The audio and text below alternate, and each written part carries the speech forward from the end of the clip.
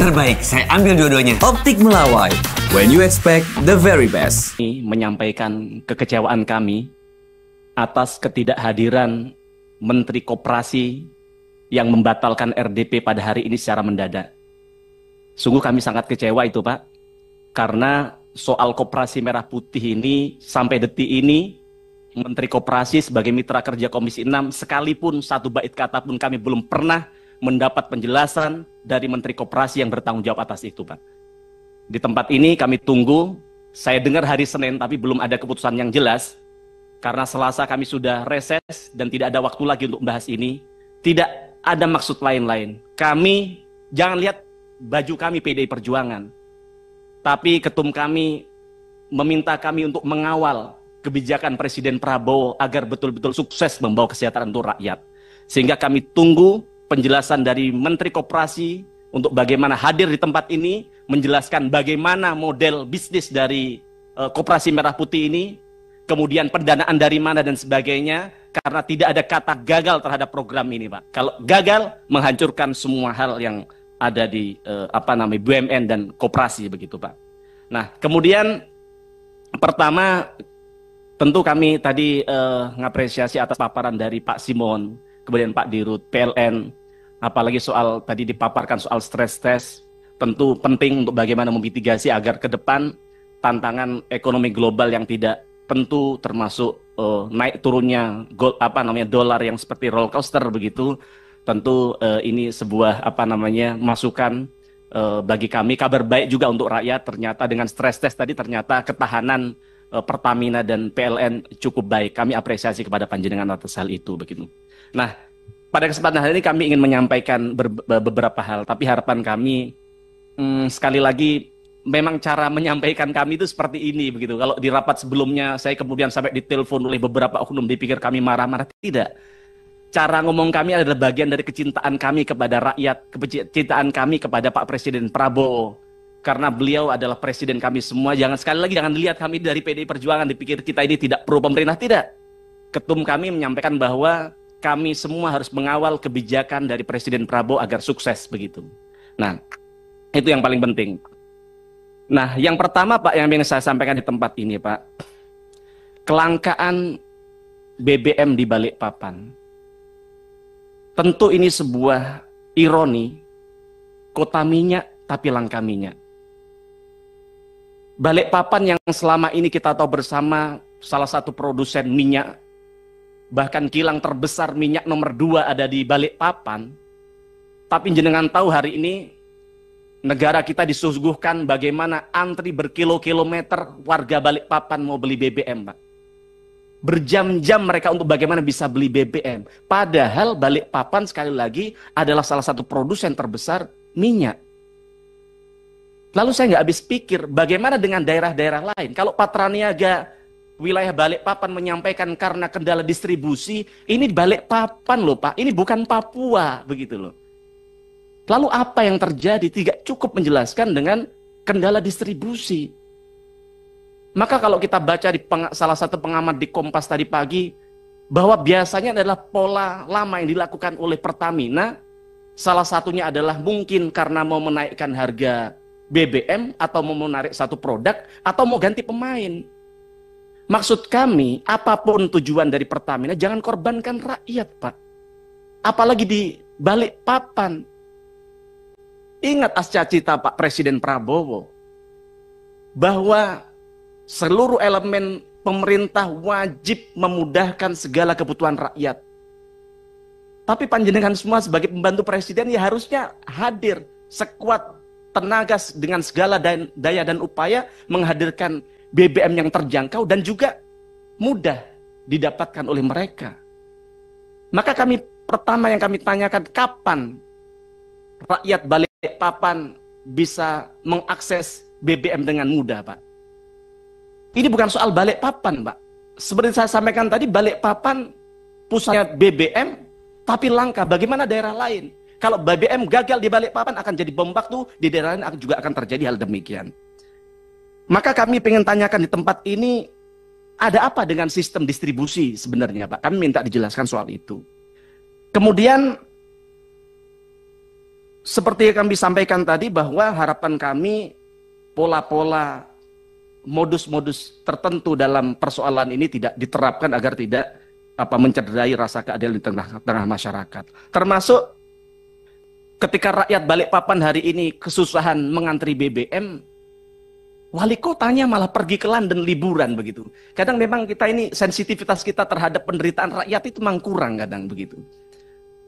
Maka harapan kami bapak-bapak harus punya sensitivitas untuk bagaimana bisa segera merespon hal itu dengan cepat. Kemudian yang kedua, Pak, masih di Kalimantan.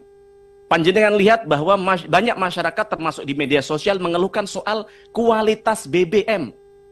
Padahal soal kualitas BBM dari jauh hari, bahkan sebelum skandal Patraniaga yang katanya oplosan itu, saya sudah sampaikan bahwa kualitas BBM dikeluarkan oleh masyarakat. Dan sekarang sampai bulan Maret, April, Mei masih dikeluhkan oleh masyarakat Balikpapan soal kualitas BBM yang ketika motornya mereka diisi BBM berbet, Pak.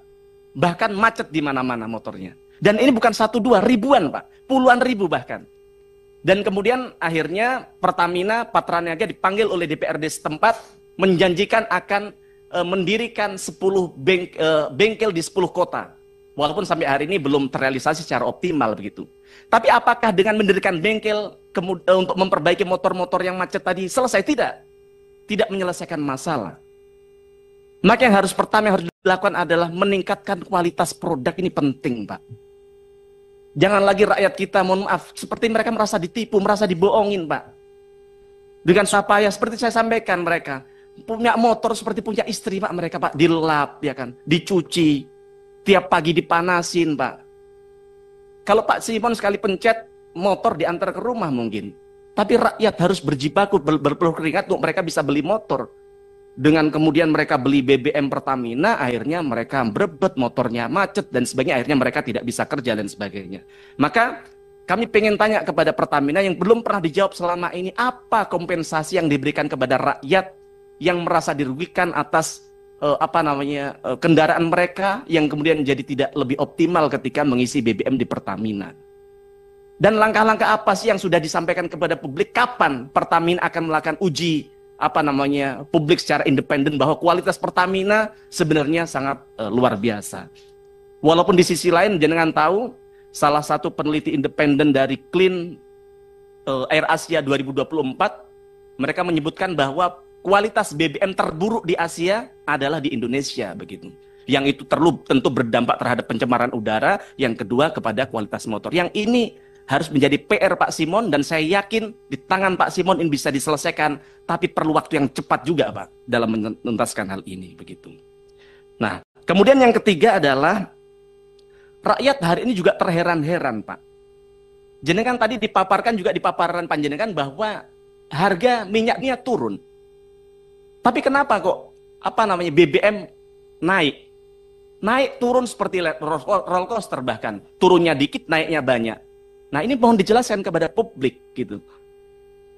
Kenapa kok bisa kondisi minyak dunia turun tapi justru harga minyak naik begitu.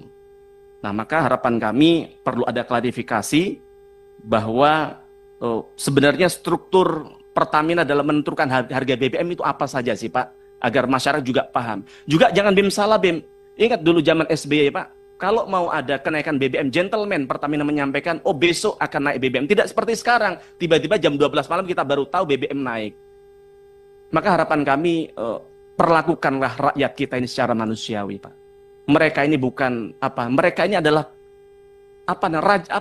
mereka ini adalah yang hakikatnya yang memiliki kita semua adalah rakyat, bukan hanya pemerintah. Tanpa adanya rakyat juga tidak mungkin lahir namanya Pertamina begitu. Nah, kemudian saya juga mohon klarifikasi. Katanya saya dengar bahwa kompetitor Pertamina seperti Shell, kemudian BP, sebenarnya mereka bisa menurunkan harga BBM-nya, Pak. Tapi ternyata oleh oknum Pertamina sengaja dicegah agar bisa tetap lebih tidak boleh lebih bawah, lebih murah daripada harga Pertamina. Itu betul tidak, Pak? Pernyataan itu begitu. Kami mohon diklarifikasi di tempat ini. Maka kalau betul ya kebalik-balik ini. Harusnya Pertamina yang berjibaku bagaimana menghadirkan BBM terjangkau, gimana caranya, kok malah menekan pihak lain agar tidak lebih murah dari Pertamina, kan tidak boleh begitu. Nah, kemudian yang keempat adalah keluhan terkait LPG 3 kg yang tidak sesuai dengan takarannya. Bahkan rakyat kita sempat ngitung tuh Pak, ternyata LPG itu beratnya 5 kilo. Dan kemudian ternyata isinya 3 kilo, harusnya berarti 8 kilo dong. Tapi setelah ditimbang ternyata hanya 6,5 kilo. Jadi 1,5 kilanya kemana? Nah, maka saya ingin tanya, sebenarnya sudah dilakukan pengecekan di lapangan belum Pak atas keluhan masyarakat ini? Dan untuk memastikan bahwa yang sampai di agen-agen, di bawah-bawah itu benar, di warung-warung benar sesuai dengan takaran itu seperti apa? Punya tim nggak untuk mengatasin itu Pak? Jangan kemudian rakyat ini, mohon maaf, beli LPG itu Pak, pedagang gorengan harus jual minimal 20 gorengan Pak, ya kan? Jangan kemudian yang duit mereka beli untuk ini masih ditilep juga oleh oknum-oknum tadi itu, begitu. Nah, kami perlu ada penjelasan di tempat ini soal itu. Kemudian soal minimnya respon digital. Mohon maaf Pak Simon, kami kemarin waktu Bapak sampaikan nomor telepon di situ, kami merinding Pak. Wah hebat, jagoan Pak Simon ini. Dan kami yakin kalau Pak Simon terbuka atas masukan publik pasti cepat selesai. Tapi mohon maaf Pak, Bapak bisa cek itu di media sosial, banyak masyarakat yang menyampaikan keluhan di media, di chat WA pribadi yang Bapak sampaikan di RDP di tempat ini, direspon oleh balasan secara otomatis. Bahkan tidak ada tindak lanjutnya begitu. Maka harapan kami ini bisa jadi ini ya sama-sama saling reminder lah agar kita bisa. Saya tahu tujuan Pak Simon baik, banyak ini setidaknya kalau Pak Simon tidak bisa buka sendiri itu diserahkan kepada timnya untuk bagaimana diurai biar persoalan bisa tuntas. Nah, kemudian soal ketahanan energi dan ketergantungan impor. Kita tahu bahwa ketergantungan kita terhadap impor masih sangat besar. 60% kalau saya tadi mohon diklarifikasi, betul nggak kita impor 60% BBM begitu Pak? Nah, saya pengen tanya RDMP Balikpapan ini Pak, yang sudah dijanjikan selesai dari 6 tahun yang lalu, dan kalau ya saya dengar sekarang sudah 98%, artinya hanya tinggal 22% saja ini akan tuntas begitu Pak. Nah, saya pengen tanya ke Pak Simon, mohon izin pimpinan saya interaktif sedikit ya. Sedikit. Gini. Saya tanya Pak Simon, menurut Pak Simon, RDMP Balikpapan kapan selesai? Kalau dari kami menargetkan Desember ini, Pak.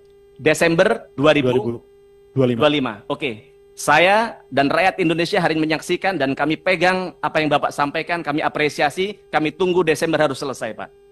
Mohon izin, Pak, dulu di tempat ini 6 tahun yang lalu, Pak Nurdin, Biro yang lain juga menyampaikan yang sama, begitu, tapi tidak selesai-selesai.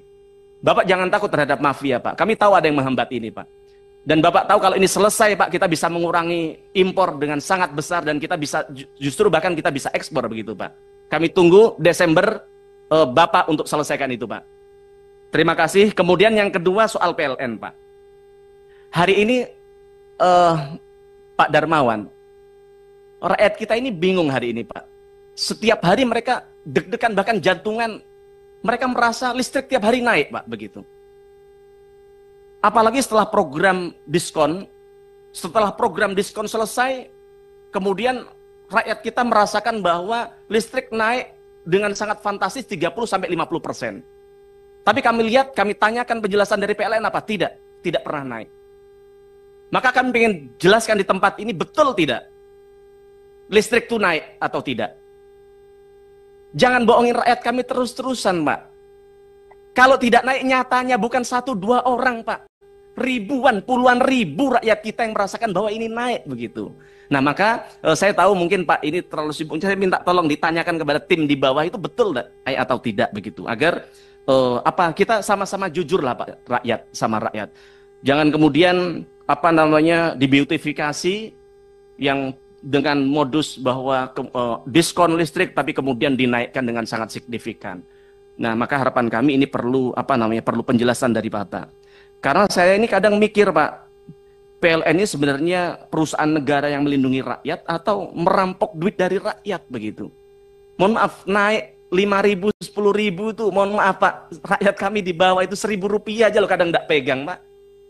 Mari sekali-kali gunakan akal sehat kita, hati nurani kita untuk bagaimana kita memastikan bahwa setidaknya sejujur-jujurnya lah sama rakyat ini. Kalau naik karena apa, terus atau karena kendala apa, yang penting perlu ada penjelasan kepada rakyat agar mereka tidak terus-terusan was-was atas hal ini begitu. Nah, kemudian Pak, soal PLN yang sering padam begitu Pak, yang kemudian berdampak, jenengan tahu Pak, kalau listrik hidup mati itu mereka punya usaha seperti kulkas, UMKM itu mati dan kemudian rusak Pak, dan kemudian dan juga menurunkan produktivitas mereka Pak Darmawan begitu. Nah, maka kami pengen tanyakan kepada panjenengan, UMKM kita yang kulkasnya rusak, yang produktivitasnya menurun begitu, ada nggak kompensasi dari PLN Pak untuk mengganti itu begitu? Nah, maka harapannya perlu ada kompensasi agar rakyat kita juga untuk beli kulkas itu juga perlu berjibaku dengan keringat begitu Pak. Nah, kemudian tentu sama tadi kurang lebih dengan Pertamina begitu, yaitu soal pelayanan dan respon yang lemot begitu. Nah, kadang saya mikir ini zaman digital tapi pelayanan masih manual begitu. Banyak rakyat kita menyampaikan lewat aplikasi keluhan tidak cepat direspon sama PLN begitu. Nah, kami juga pengen tanya kira-kira di tempat ini tolong dibukakan data. Sebenarnya keluhan masyarakat ada berapa dan yang sudah ditangani berapa Pak? Nah, kami pengen ada penjelasan itu di tempat ini.